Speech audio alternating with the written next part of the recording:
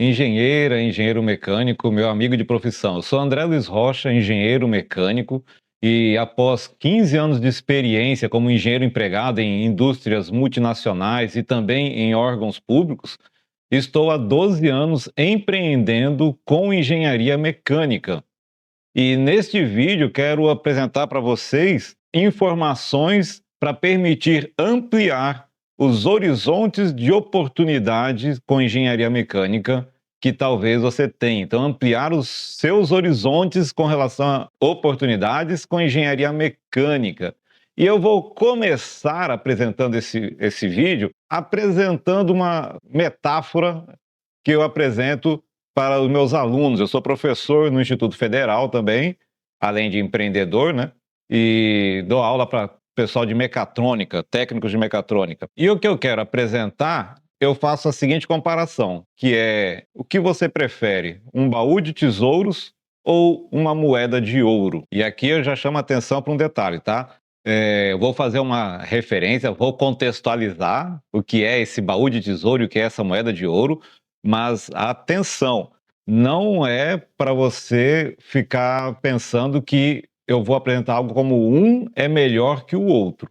Então eu vou apresentar essas duas coisas, que são duas grandes oportunidades que estão disponíveis para você. Qual é a melhor delas? A melhor delas é aquela que é melhor para você e para aquelas pessoas a quem você serve. Porque quem trabalha serve a outras pessoas. Então, para exemplificar o que eu chamo de baú de tesouro, eu vou pegar o contexto da graduação para depois trazer para o contexto do mercado, porque eu entendo que isso vai facilitar o entendimento. Então, na graduação, por exemplo, a moeda de ouro, ela é o diploma. Então, quando a gente está estudando ali a graduação, feita a faculdade de engenharia mecânica, o diploma é uma moeda de ouro e vale muito. E você que se formou sabe o que você teve que passar para conseguir esse diploma. Você que já se formou, já tem uma noção do valor que essa moeda tem. Ela vale muito. Eu sou muito grato, porque muito do que eu consegui na vida, crescimento pessoal, principalmente crescimento profissional, foi graças a essa moeda de ouro. Aliás, eu só estou empreendendo com engenharia mecânica porque eu colhi essa moeda de ouro. Então ela tem muito valor. O baú de tesouro é o seguinte: no caso da graduação, quando se está lá naquele ambiente com professores que têm conhecimentos aprofundados daquilo que apresenta, alguns professores mais, outros menos, mas há bons professores, além do ambiente favorável, e muito provavelmente haviam alguns laboratórios na faculdade em que você cursou, o baú de tesouro, eu vou citar o exemplo de alguns amigos que é da experiência que eu tive na minha graduação. Por exemplo, teve um colega na graduação que ele aproveitou o conhecimento dos professores disponíveis, aproveitou os laboratórios disponíveis e ele desenvolveu um sistema de freios para caminhões que é muito mais eficiente que o que havia no mercado na época. Eu me formei em 1993 e quando ele contou essa história, eu só fiquei sabendo depois de tudo concretizado, né? Foi, se eu não me engano, 1992 ou 1993 mesmo.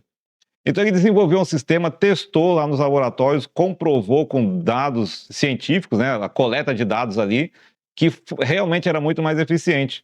E o que ele fez? Ele não falou: eu não vou investir numa fábrica de freios. Ele patenteou, vou falar assim, né, colocou a patente embaixo do braço e foi a todas as fábricas de caminhões que haviam no Brasil naquela época oferecer a patente dele. Aí depois que ele passou em todas, aquela que ofereceu mais, ele voltou nas outras falando: olha, eu recebi uma proposta maior. Ele foi perfeito, é exatamente assim que faz. Ele deu o máximo de valor àquilo que ele tinha desenvolvido, porque valia muito. E com isso, eu lembro dele ter comentado, a gente estava na lanchonete da faculdade, ele falando que ele conseguiu um bom valor, então a empresa que comprou pagou uma grana à vista para ele, e pelo contrato de aquisição, né, da compra da patente, ele ainda ficou, se eu não me engano, por 5 anos, recebendo mensalmente o equivalente ao salário de um gerente lá daquela empresa, daquela indústria. Ou seja, a grana que ele recebeu à vista já era uma grana muito alta. Ele falou: já estou sossegado.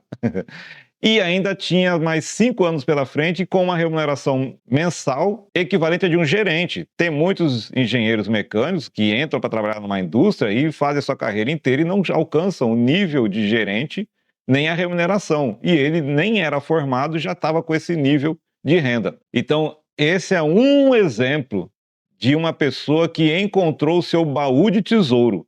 Ele saiu com diploma.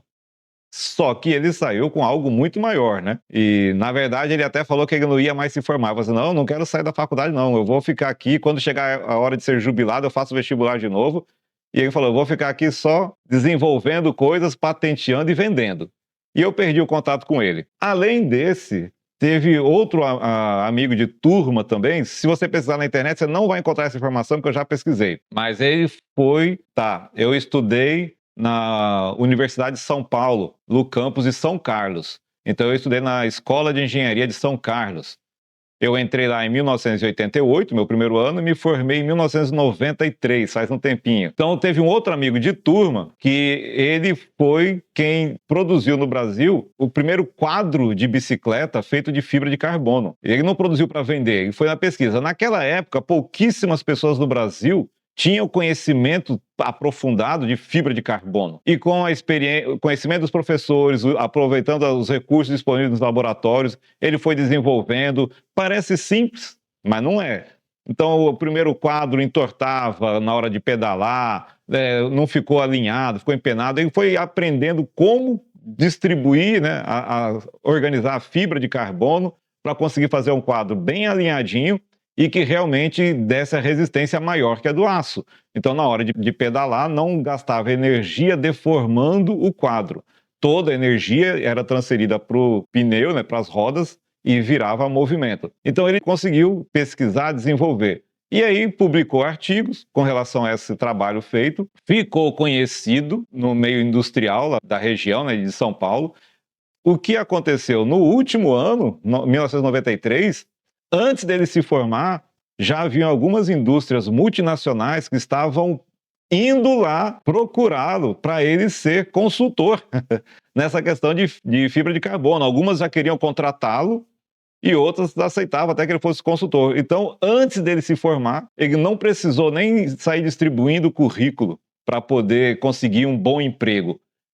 E quando eu digo boas empresas, eram boas empresas mesmo. Boas empresas estavam indo lá procurá-lo. Então ele estava sendo disputado, né? Tem mais exemplos, então tem um deles que eu tenho até imagem aqui, né, que foi um outro amigo que ele aproveitou o conhecimento dos professores, aproveitou o laboratório da universidade e ele começou a fabricar um avião. Então lá na Escola de Engenharia de São Carlos, quando eu estudei, tinha a engenharia mecânica e tinha a especialização, né, ênfase em aeronaves, foi a que eu fiz. Hoje parece que lá já tem a engenharia aeronáutica, propriamente dita. Mas aí ele foi e ele começou a fabricar um avião próprio para ele. E nisso ele foi pesquisando, ele fez de fibra de vidro, então ele pegou um projeto prévio e foi adaptando, fazendo alterações e aprendendo muito sobre projeto e fabricação de aviões. Então, quando ele se formou, ele não só tinha a moeda de ouro, mas ele já tinha o avião dele próprio. E mais, depois ele criou essa empresa junto com outro engenheiro mecânico formado lá em São Carlos, a Aeroálcool, a empresa Aeroálcool, né? Aqui está a foto de um dos aviões que ele fabrica, né? Que eles fabricam, que é o modelo Quasar Light. Então eles têm esses modelos disponíveis em fibra de vidro ou fibra de carbono também. Então foi mais um estudante que soube encontrar o seu baú de tesouro lá na graduação e tirar proveito dele. Eu espero que já tenha dado para perceber agora o que eu chamo de baú de tesouro. Tenho outras histórias de outros amigos empreendedores também que já na graduação eles se formaram com a própria empresa já criada. Então, ao invés de procurar empregos, eles foram procurar empregados para poder prestar o serviço. E essa mesma analogia do baú de tesouro versus a moeda de ouro, ela está presente também para nós depois de formado, tá? Então, quem não aproveitou essa oportunidade, não encontrou seu baú de tesouro durante a graduação, fique tranquilo, porque ainda há um baú de tesouro para você no mercado. E pelos exemplos que eu contei, dá para observar o seguinte também: o baú de tesouro não é uma coisa já especificada. Esse é o baú de tesouro. Cada exemplo que eu contei, a pessoa encontrou o seu próprio baú de tesouro. E isso é fantástico, porque realmente é um baú de tesouros. A moeda de ouro, para quem já está no mercado, fruto do diploma, é o que eu considero de um bom emprego. Então é provável que você, que esteja vendo esse vídeo, já esteja com a sua moeda de ouro rendendo frutos, né? Você provavelmente já tem um bom emprego. Pode ser que ainda não tenha conseguido, tá tudo bem. O baú de tesouro existe para você que está empregado e existe para você que ainda não conseguiu o emprego ou por algum outro motivo não está empregado agora. E aí eu vou falar um pouquinho com relação a esse baú de tesouro para o mercado, né? Só para ilustrar. Eu também, depois de formado, eu fui encontrar o meu baú de tesouro, né? Então, criei aqui uma empresa mãe, junto com alguns amigos, que foi aqui a Ecoana, que é uma associação que fomenta o empreendedorismo, e a partir desta associação criada, estão aí nascendo outras empresas, né?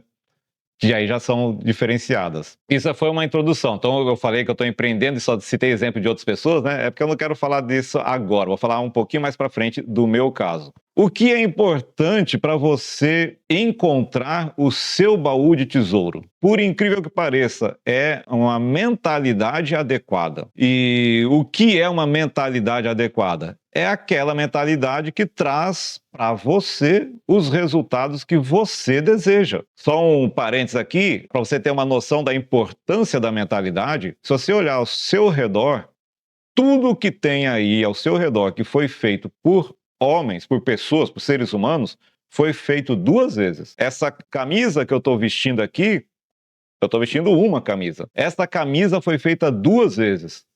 Como assim? Fazer 2 vezes uma coisa só? Primeiro, ela foi feita na cabeça de alguém. Alguém pensou ela. Primeiro alguém pensou, imaginou, colocou as suas ideias no papel, desenhou, mas primeiro foi feita na cabeça e essa ideia da cabeça foi passada, por exemplo, um papel ou para um computador. Mas ela foi feito primeiro aqui, ó. Depois, todo o processo para ela ser feita no tecido. Essa tela na qual você está assistindo esse vídeo, pode ser celular, tablet, computador, televisão, essa tela foi feita 2 vezes.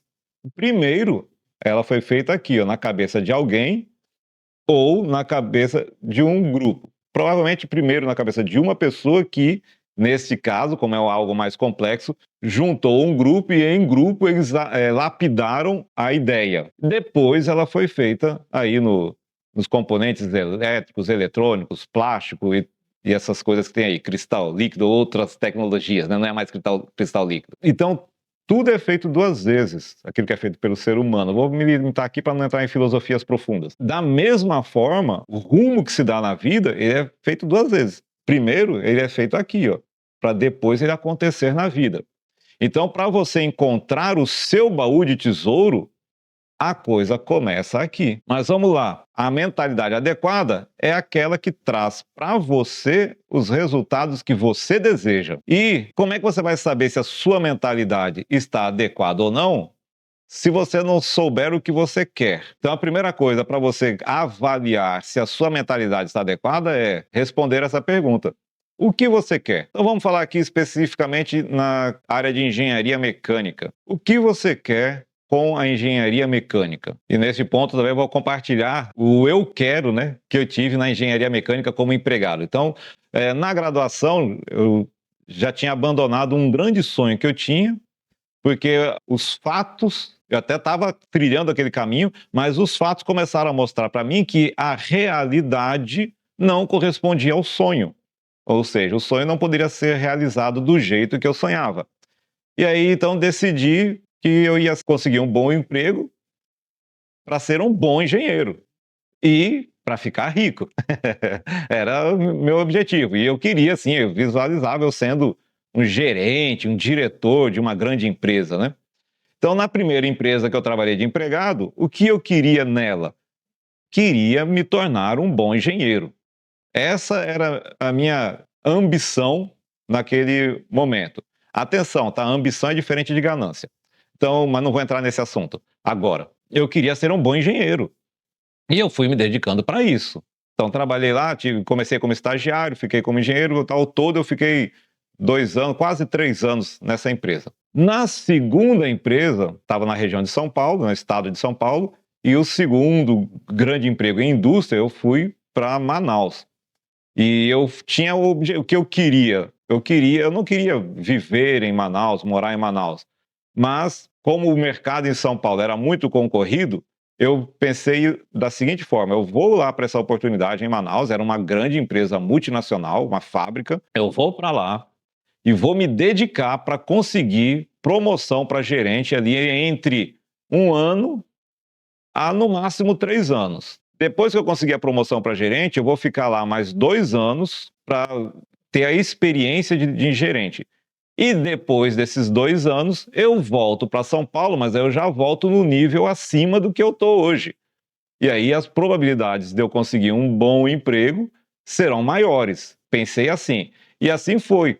Fui para Manaus, me dediquei, trabalhei para ser um bom engenheiro, para ter um bom desempenho, estudei MBA para aprender a ser um bom gerente e com 3 anos, foi no limite, mas com 3 anos consegui uma promoção para um cargo de gerência. E aí, 2 anos de experiência, providenciei para sair da empresa. Porém, algumas coisas mudaram, eu saí daquela empresa e fui para outra, lá em Manaus mesmo, ganhando mais e num cargo acima. Não voltei para São Paulo. Nesse período todo, eu vivenciei tudo aquilo que um empregado vivencia.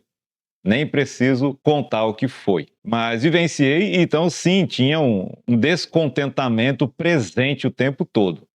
E eu tinha vontade de ter um negócio próprio. Né, já comecei a despertar para isso. Porém, eu já tinha tido experiências anteriores fora da engenharia. Então, no primeiro emprego, eu saí para um empreendimento pessoal, né, uma praia no Guarujá. Então, eu já tinha tido experiência.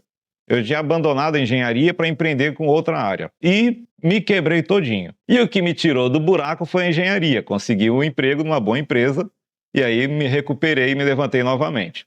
Mesmo assim, depois de tanto apanhar dentro das empresas que eu trabalhei, quanto mais resultado a gente apresenta, mais a gente apanha, pelo menos comigo e com muitas pessoas que eu conheço foi assim. Aí eu também decidi empreender e eu falei assim, não, mas eu não quero saber de engenharia, não quero saber mais disso. E aí fui empreender em outra área e me quebrei todinho de novo. E quando eu estava todo quebrado, sem dinheiro nenhum, o que me tirou do buraco foi a engenharia. Consegui passar num concurso e aí fui me reerguendo. E aí, nessa segunda experiência, eu aprendi uma lição na minha vida, para mim. 2 vezes que eu tentei empreender fora da engenharia, eu me quebrei todinho. E nas 2 vezes que eu estava no buraco, o que me tirou do buraco foi a engenharia. Então eu falei, ok, entendi a mensagem. A engenharia mecânica faz parte do meu propósito de vida. É isso que quer de mim? É isso que a vida está dizendo que ela quer de mim? Então, ok, não vou mais abandonar a engenharia mecânica. Vou me dedicar para a engenharia mecânica. Ao ter aprendido essa lição, surpreendentemente, questão de poucos meses. Então, eu tomei posse no concurso em março de 2013. Em junho de 2013, eu comecei a empreender com engenharia em paralelo ao concurso. Então, depois de ter aprendido a lição, vou dizer assim, uma porta se abriu para mim, ao ter entendido e assumido que engenharia mecânica faz parte do meu propósito de vida. E aí eu comecei a empreender logo em seguida. Contei essa história também para contextualizar, para entender melhor a situação e para poder ver essa segunda questão aqui, que é o segundo critério para avaliar se a sua mentalidade está adequada ou não, né? Aquilo em que você acredita atualmente está trazendo para você o que você quer? Então são duas perguntas, né? Primeiro, o que você quer? Porque para saber se o que você acredita está trazendo o que você quer, precisa saber o que você quer. Então, primeiro, o que você quer? E aí sim, avaliar se aquilo em que você acredita está trazendo o que você quer. E eu digo aquilo em que você acredita porque você age na vida, nós seres humanos somos assim, de acordo com aquilo em que acreditamos. Então, no meu caso, esses dois exemplos, como empregado, a minha primeira experiência foi, eu vou falar assim, um tanto traumática, e aí eu não queria mais saber de engenharia. Então, depois do meu primeiro emprego em fábrica, eu abandonei e fui me dedicar lá no empreendimento na praia. Aí depois acabou que acabou o verão, eu voltei para um emprego. No segundo emprego já estava dedicado, sabia já o tanto que era difícil empreender. Claro, empreender numa área totalmente fora da minha expertise, né? Aí é punk. Mas aí fui, conforme quanto melhor eu era, eu sofria e eu vi que assim, não estava trazendo o que eu queria. Consegui juntar dinheiro, aprendi a investir, então uma parte estava se concretizando, né? Estava crescendo profissionalmente, estava aprendendo muito como engenheiro, mas ainda não estava trazendo, porque daí eu fui descobrir no caminho que não era só isso que eu queria, né? Eu não queria apenas me tornar gerente e ser rico. E então isso é importante ter em mente, porque hoje tem algumas coisas que você já sabe que você já quer. E é trilhando o caminho que você vai descobrir se isso que você quer, você realmente quer, ou se tem algo além disso que você quer também. Foi trilhando esse caminho que eu, por exemplo, fui identificando o meu propósito de vida. Quando eu falo de propósito, é importante você ter isso em mente, porque é impressionante a força que se ganha quando se identifica o seu propósito. É impressionante a motivação, a capacidade de resiliência, todas essas qualidades que são divulgadas amplamente, que se desejam, que se esperam de um bom profissional. Quando você descobre o seu propósito, você vai desenvolver elas todas. E aí, só para uma dica aqui, né? Para quem quer entender mais sobre isso, eu recomendo fortemente esse livro. O autor é Viktor Frankl, Em Busca de Sentido. Pesquise, você vai saber o valor que ele tem. E leia, é um livro curto e fantástico. Então vamos agora mais focado na engenharia mecânica, com relação ao baú de tesouro que tem no mercado atualmente. A amplitude de atuação de engenharia mecânica é impressionante. Eu não consigo descrever toda a amplidão da engenharia mecânica, a amplidão de campos para a engenharia mecânica. Quando eu penso que eu vislumbrei todo o campo, aí de repente surge um novo campo de atuação que eu não sabia. É impressionante a engenharia mecânica. Mais uma vez, olha ao seu redor, você vai ver que tem engenharia mecânica em tudo. Na camisa existe as máquinas na fábrica, existe o processo de fabricação. Ali tem muita engenharia mecânica lá nas empresas, né? Ah, a costureira que faz na sua casa, a máquina de costura dela, no projeto, na fabricação, na manutenção dos equipamentos que fabricam a máquina, ali tem muita engenharia mecânica. É impressionante. Eu vou falar aqui um pouquinho do campo, que esse pouquinho já abre um leque enorme. E eu vou falar porque que tem alguns dele, né? Porque tem alguns benefícios que facilitam. Então, um exemplo. Não sei se você já ouviu falar das NR, as normas regulamentadoras do Ministério do Trabalho.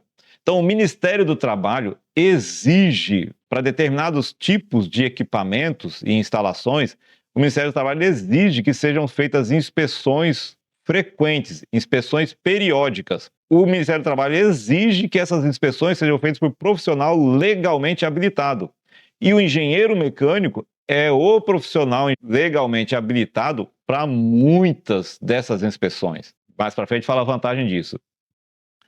Fruto dessas inspeções e também das normas regulamentadoras, que são as NRs, são conhecidas como NRs, existem os treinamentos. Então, as NRs exigem que, para determinados tipos de equipamentos, quem for operar deve ser treinado pela empresa para operar aquele equipamento. E os treinamentos devem ter o treinamento inicial, tem o treinamento de reciclagem e tem o treinamento periódico. Ou seja, o operador não pode ficar mais de 2 anos sem receber um novo treinamento naquele mesmo equipamento, para ir atualizando ele, manter ele atualizado, né, com relação às exigências de segurança e técnicas daquele equipamento. Ou seja, os treinamentos acontecem, no mínimo, um a cada 2 anos. Então aí tem uma grande oportunidade, porque para ministrar muitos treinamentos precisa ser um profissional legalmente habilitado, pode ser ministrado por outras pessoas treinadas, mas tem que ser supervisionado, no mínimo, por um profissional legalmente habilitado. Engenheiro mecânico, nós somos o profissional legalmente habilitado para muitos desses treinamentos. Depois dos treinamentos, projetos. Muitas dessas áreas de atuações especificadas pela NR requerem projetos.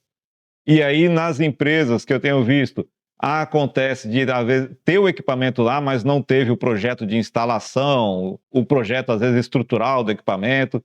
Então, há uma demanda grande para projeto, que o engenheiro mecânico pode fazer. O projeto fez uma vez, está feito. As inspeções e os treinamentos são com frequência. Os treinamentos, como eu mencionei, periodicidade de no mínimo um treinamento a cada 2 anos. Então, a periodicidade máxima é de 2 anos. As inspeções, a maioria delas, periodicidade de 1 ano. Então, tem instalações, equipamentos, que tem que acontecer no mínimo uma inspeção por ano. Atenção para as informações. Outro campo muito abrangente são as perícias, e eu coloquei barra perícias judiciais. Tem as perícias em geral, às vezes solicita, e tem as judiciais, que também são um campo muito grande e que está muito carente, tá? Eu cheguei a atuar, não como perito, mas em alguns processos jurídicos, né?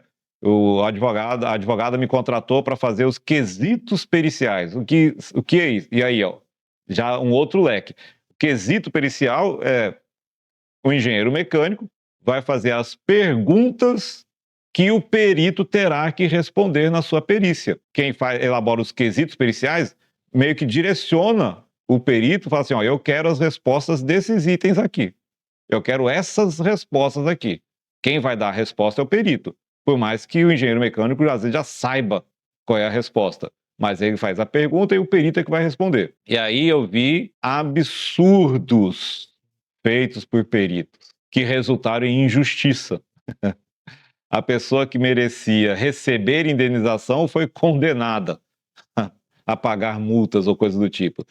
Então, é um campo muito carente de pessoas interessadas, de engenheiros mecânicos interessados e dedicados para fazerem um bom trabalho. E eu tenho certeza que aqueles que fizerem um bom trabalho nesse campo não vão dar conta da demanda. Vão ter que abrir um escritório de perícia e contratar a equipe, porque não vai dar conta. Da mesma forma, ali nas inspeções, nos treinamentos também. Plano de rigging é outro exemplo. Então, para movimentação de carga com guindaste, precisa de um plano de rigging. Pode ser elaborado por um engenheiro de segurança do trabalho, mas o legalmente habilitado é o engenheiro mecânico, porque ali envolve muita coisa de mecânica. Então, tem muito mais oportunidades. Aqui eu peguei um grãozinho e esse grãozinho abre um leque imenso de oportunidades. Então, aqui eu coloquei coisas nas quais eu atuo, além dessas aí, como fruto das exigências da NR, né, e frutos da experiência acumulada com inspeções. Então, também tenho feito projetos de fabricação de alguns tipos de instalações, equipamentos. Apresentei essa sementinha de oportunidades que já começa a ampliar os horizontes, né, de oportunidades de engenharia mecânica disponíveis para você. E aí, lembrando, quando eu comecei em paralelo com um emprego. Eu era concursado, eu trabalhava, tinha que cumprir minha carga horária, bater ponto, e estava começando a empreender em paralelo. Então, mesmo para quem é empregado, as oportunidades que eu apresentei de leve, só a introdução, elas são viáveis de você realizar em paralelo. Então, você não precisa correr aquele risco de largar emprego, largar aquilo que você já tem para se dedicar a algo do zero. Você pode fazer uma transição de carreira se isso é algo que te atrai. E se não quiser fazer a transição, mas tem interesse numa renda extra, essas coisas que eu apresentei, algumas delas, viabilizam você fazer em paralelo a título de renda extra. E olha que dá para conseguir uma boa renda extra naquilo que eu apresentei. Mas aí, como eu falei de propósito, e conforme eu fui caminhando, eu descobri que a engenharia mecânica faz parte do meu propósito de vida, mas eu lembro que por muitos anos eu não tinha a menor noção nem dessa história de propósito, nunca tinham falado nada disso para mim. E meu propósito de vida, eu tinha meu objetivo, que ainda não estava vinculado com propósito a princípio, eu não tinha essa consciência. Mas aí eu aprendi, num curso especial que eu fiz, uma informação que ela é muito valiosa e que ela tem validade. Eu vou colocar a frase do jeito que eu aprendi e vou trazer para a engenharia mecânica. Então eu aprendi isso aqui, ó.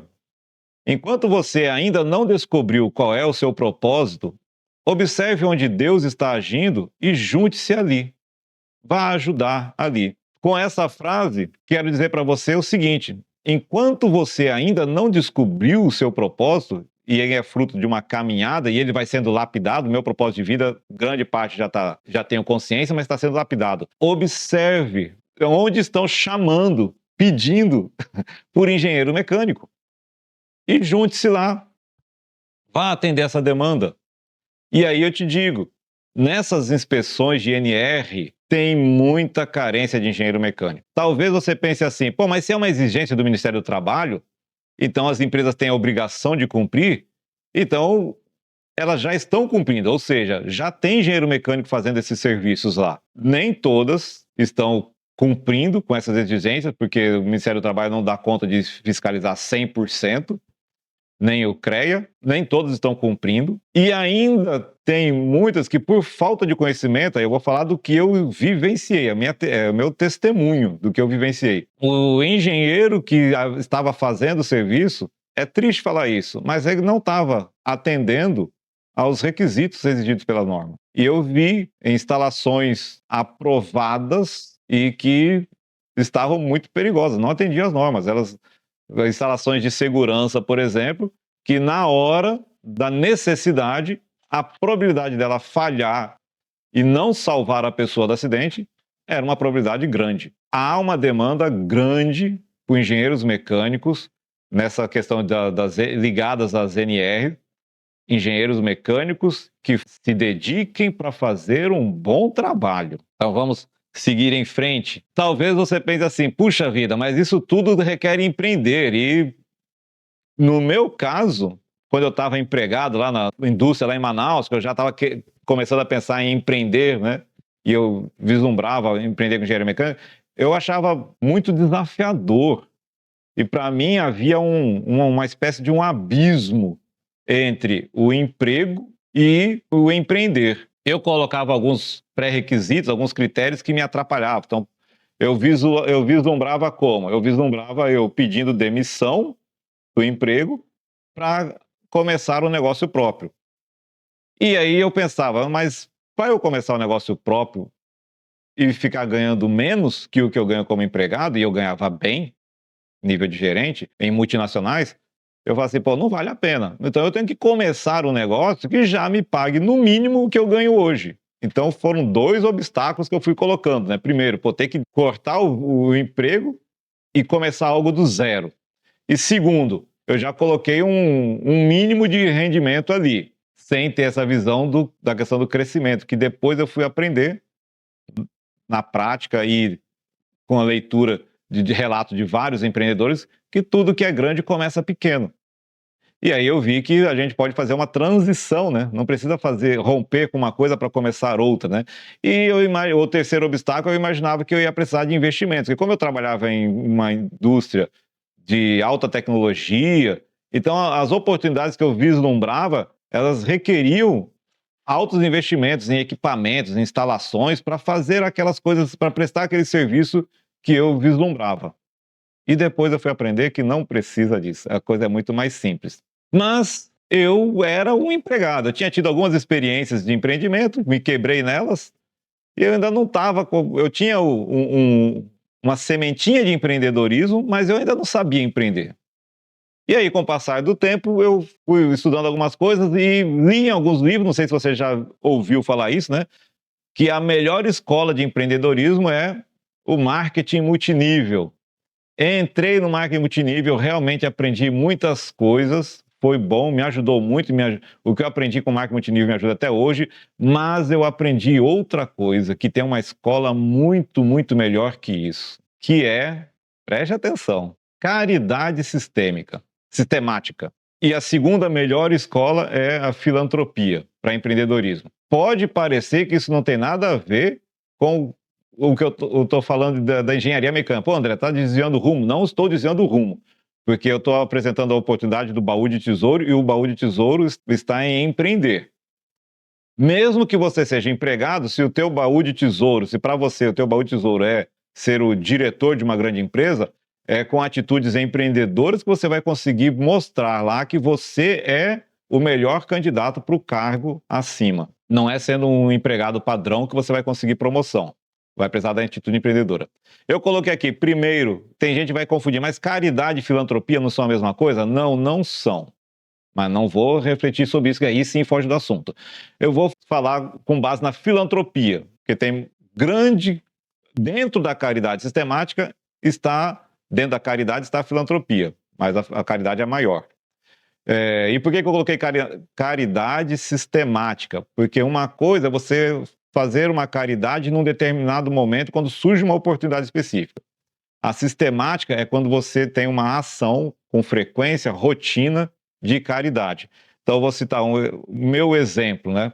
Antes de empreender com engenharia mecânica, eu já estava empreendendo, eu estava fazendo uma ação filantrópica que foi da qual nasceu aqui o Cuidar dos Anjos. Então, comecei num determinado local, num CRAS, que era um centro de assistência social, e toda quarta-feira havia um encontro de idosos naquele CRAS. E eu sou massoterapeuta também, né, me formei nisso, então eu ia toda quarta-feira lá aplicar massagem naqueles idosos. Eu morava em Lajeado e isso acontecia em Palmas, 56 quilômetros de distância da minha casa até o local lá. Então toda quarta-feira eu ia de moto, não tinha carro na época, e fazia essa caridade. Lembra que eu estava quebrado? Então eu ia lá, fazia essa filantropia, ação filantrópica. E depois isso avançou para quando nasceu o Cuidar dos Anjos, que aí toda segunda-feira à noite, depois que eu saía lá do serviço, né, do concurso, eu saía do concurso e ia direto para um hospital, aqui em Palmas, Tocantins, e lá eu aplicava massagem nos trabalhadores de áreas bem estressantes. Então, principalmente UTI adulto, UTI pediátrica, às vezes no pronto-socorro, né? E às vezes em outros setores também. Mas aí, essa rotina filantrópica de atividades e o que vai gerando nisso, porque eu não ganhava nenhum centavo, muito pelo contrário. Eu pagava, eu custeava o creme de massagem, o álcool para esterilizar a mão, a cama de massagem eu levava a minha, portátil, o lençol descartável. Então, para cada pessoa que eu atendia, era um lençol ali. Acabou o atendimento, pegava aquele lençol descartável, era de papel, jogava fora e colocava o novo. Então, ali eu bancava tudo, eu arcava com as despesas. Então, eu pagava para fazer isso. E isso gera uma mudança aqui que é impressionante. É uma mudança que ela é muito favorável para você se destacar no mercado, porque a motivação maior era resolver a dor daquelas pessoas. A minha motivação maior como empreendedor de engenharia mecânica, resolver a dor daquelas pessoas que trabalham nas empresas que são clientes minhas. Então, tem empresa que é cliente minha? Sim, no geral a gente fala assim, mas a quem eu atendo?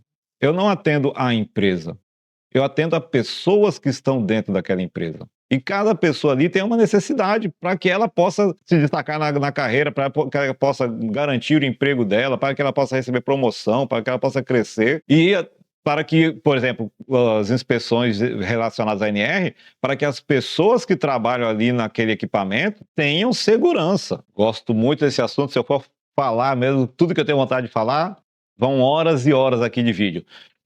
Engenharia mecânica, uma introdução até agora, contextualização, tudo que foi falado para contribuir, lembra? Para você começar a criar a mentalidade adequada para você encontrar o seu baú de tesouro. Por onde começar com engenharia mecânica? Existem várias portas, várias oportunidades. Eu vou dar minha sugestão. Então, sugestão de por onde começar. Primeiro, onde há muita demanda. Porque onde há muita demanda, quer dizer, o mercado já está procurando, já está pedindo, já está buscando engenheiro mecânico. É diferente de você ter uma ideia e você ter que abrir o mercado para aquela ideia. Então, já há muita demanda por engenheiro mecânico. Minha sugestão de por onde começar? Onde há muita demanda, onde há recorrência daquele serviço, ou seja, você fez aquele serviço uma vez, mas a empresa vai precisar que aquele serviço seja feito novamente, e novamente, e novamente, e novamente, e assim por prazo indeterminado. Olha só que vantagem, porque quando você conquista um cliente, você não conquistou um serviço, você conquistou, sei lá, se foi um serviço específico para um cliente, com recorrência, você já tem um serviço por ano garantido, enquanto você continuar fazendo um bom serviço. Então, quando você conquista um cliente, você já conquista anos de serviço para frente. E sugestão de por onde começar? Onde há muita demanda, onde há recorrência e onde requer baixo investimento, para não precisar começar com um risco alto, né? E neste caso, uma oportunidade que eu vislumbro, que eu vivencio e que ela reúne todas essas boas características, 3 boas características, é a inspeção de linhas de vida. Então, para inspecionar linhas de vida, primeiro, o Ministério do Trabalho exige que seja feita no mínimo uma inspeção por ano. Não pode ser um prazo maior que um ano entre inspeções. Você consegue fazer, como eu fiz, né, durante o tempo, em paralelo com o emprego. O investimento necessário para você iniciar, para você inspecionar linhas de vida, é praticamente zero. É a sua dedicação de tempo e os custos que você vai ter de deslocamento, poucas ferramentas. Então é um investimento muito baixo mesmo, para você começar a fazer isso. E tem muita demanda. Muita demanda. Outros equipamentos, outras inspeções solicitadas pelo INR também tem muita demanda, como, por exemplo, vasos de pressão, equipamentos de movimentação de carga, tem bastante demanda. Mas linhas de vida são requeridas em todos os locais em que haja trabalho em altura. E a NR35 do Ministério do Trabalho, que é específica de trabalho em altura, ela diz o quê? Que trabalho em altura é todo o trabalho feito onde, vou colocar dessa forma, os pés do trabalhador estão próximos a um desnível de no mínimo 2 metros. Isso pode ser subindo uma escada, pode ser trabalhando na beirada de uma plataforma. 2 metros de altura, todo telhado de casa tem mais de 2 metros de altura. Então, todo telhado de casa é um trabalho em altura e, segundo a NR, requer linha de vida ou uma ancoragem específica, está ligado à linha de vida. Então, o que tem mais no mercado? Vamos falar, por exemplo, de vaso de pressão. Compressores de ar tem muito, né? Tudo quanto é borracharia tem, mas qual borracharia que contrata o engenheiro para fazer a inspeção? Mas tem muitas borracharias que tem, em muitos lugares tem compressor de ar. Posto de gasolina, onde vai calibrar o pneu. Agora, compara a quantidade de locais que tem vaso de pressão, compressor de ar, que é o mais popular, com a quantidade de locais que praticam trabalho em altura. Então, nas empresas que eu tenho atuado, clientes, tem empresas que tem lá 6, 7. A que tem mais vaso de pressão, ela tem 30 vasos de pressão aproximadamente, espalhados aqui no Tocantins e sul do Pará. Não é num local só, são várias unidades. Mas a quantidade de linhas de vida que ela tem é muito superior a isso. Nas outras empresas, elas têm ali, que são clientes, elas têm na faixa de 2 a 5 vasos de pressão. E tem uma que tem mais de 90 linhas de vida nela. A outra tem, uma outra que eu estou pensando em mente também, tem umas 15 linhas de vida. Então a quantidade de linhas de vida é muito maior, o trabalho requer baixo investimento, as empresas estão buscando quem faça inspeção de linhas de vida. E inspeção de linhas de vida em si já é um mercado muito bom. Porém, é apenas a porta de entrada para um mercado muito maior. Ao prestar o serviço de inspeção de linha de vida, você já fica conhecido na empresa como, o engenheiro mecânico fulano de tal. Tem aquele que faz a inspeção de linha de vida. Para as outras necessidades que requerem engenheiro mecânico, a empresa vai lembrar de você, vai te contactar para você fazer propostas. Então, abre-se um leque muito grande de oportunidades, imensurável, a partir da linha de vida. A partir da inspeção eu comecei a fazer projetos, depois comecei a fazer o projeto, a fabricação, a instalação e eu não trabalho só com linha de vida, eu trabalho com muitas outras coisas, né? Porém, apresentei essa que é uma oportunidade que eu vislumbro, que atende aqueles 3 critérios de por onde começar e que é um abre portas para você entrar no mercado e crescer muito e depois ter até que escolher para que rumo ir, de tanto que cresce. Se quiser conhecer mais informações específicas, não só sobre linha de vida, mas sobre empreender com engenharia mecânica, inscreva-se aqui no canal no YouTube, faça seu comentário, faça suas perguntas para que eu possa estar respondendo e esclarecendo dúvidas suas. E também pode me seguir lá no Instagram. Então eu tenho feito algumas postagens também de orientações lá no Instagram. Tá aí no vídeo o meu Instagram.